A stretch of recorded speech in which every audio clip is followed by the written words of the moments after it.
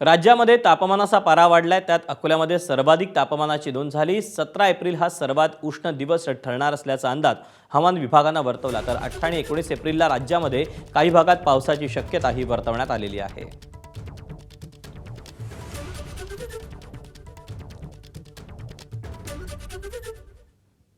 SD Sanap sir आहेत। Sir, कसं असणार आहे पुढचे काही दिवस आणि आत्ताची काय परिस्थिती आहे?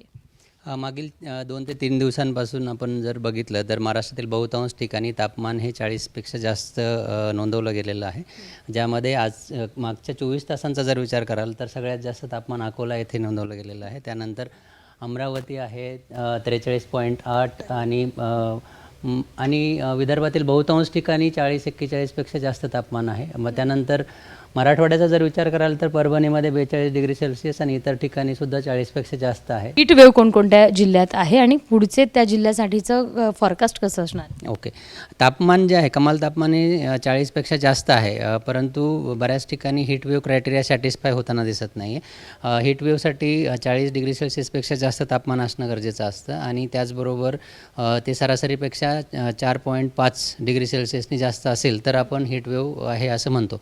तर आता 40 डिग्री सेल्सिअस बऱ्याच ठिकाणी आहे, परंतु ते सरासरीपेक्षा 2 ते 3 डिग्री सेल्सिअसनीच जास्त आहे, म्हणून हीट वेव्ह आपण बऱ्याच ठिकाणी दिली गेलेली नाही। परंतु 40पेक्षा जास्त तापमान आहे म्हणून नागरिकांनी काळजी घेणं गरजेचं आहे। तर आता हीट वेव्ह कोणत्या डिस्ट्रिक्ट्सला दिली गेलेली आहे असं जर तुम्ही विचारलं आहे तर अकोले डिस्ट्रिक्टला आहे आजच्यासाठी, आणि त्याचबरोबर सोलापूर आणि सांगली येथे सुद्धा आपण बघू शकतो की येलो अलर्ट दिला गेलेला आहे हीट वेव्हचा, आणि कोकण किनारपट्टीचे जे डिस्ट्रिक्ट्स आहेत त्यांच्यासाठी येलो अलर्ट हा उष्ण आणि दमट ह्या कारणामुळे दिला गेलेला आहे।